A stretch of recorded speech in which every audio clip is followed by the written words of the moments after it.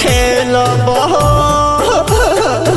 ए ब्यास का भइल। अरे न खजाना तो न सुनो संतरा के संतरा कठोर भइल रे रंग कैसे डाली लर कोर भइल रे संतरा के संतरा कठोर भइल रे रंग कैसे डाली लर कोर भइल रे।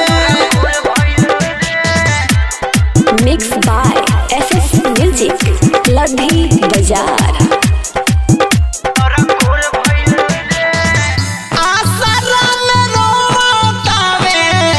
रंग फिर चकारी के कोइले बियालो तो अपना घर के दुआरी के यार अरे बड़ा मन करता रे होया गिरा आसर में रोतावे रंग फिर चकारी के कोइले बियालो तो अपना घर के दुआरी के सोची सोची हमर देह कमजोर भइल रे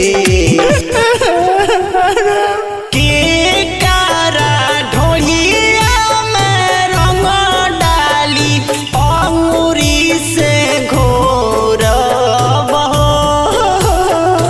आवलांगी सोईरी भीतरिया चरिया के रंगी दान हो। ए ब्यास अब बोलावतिया जाता।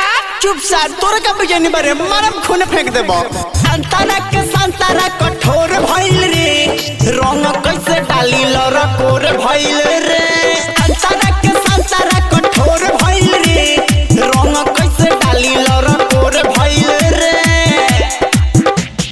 रंग कैसे डाली लर कोर भइल रे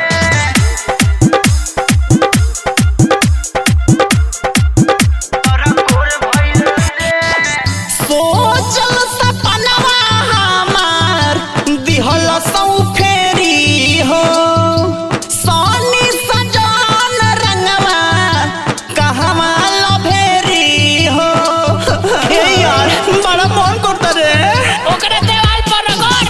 सोचल सपनवा हमार दिहल सौ फेरी हो सोनी सजन कहवा रंगवा लभेरी हो रंग ऑफिस के जॉनी के भी जुड़ भइल रे की कर रंग बहमदिया रखा तो चारा खाबा लागल ए भाई सुनो सुनो नसीमनी दरदी कर जनी मन मरजी हो। ए ब्यास अब जाइबा कि ना तै लग जाते को उतार दे। हाँ दे सारे टंगड़ी तो के चीर दे संतरा के संतरा कठोर भइल रे रंग कैसे डाली लर कोर भइल रे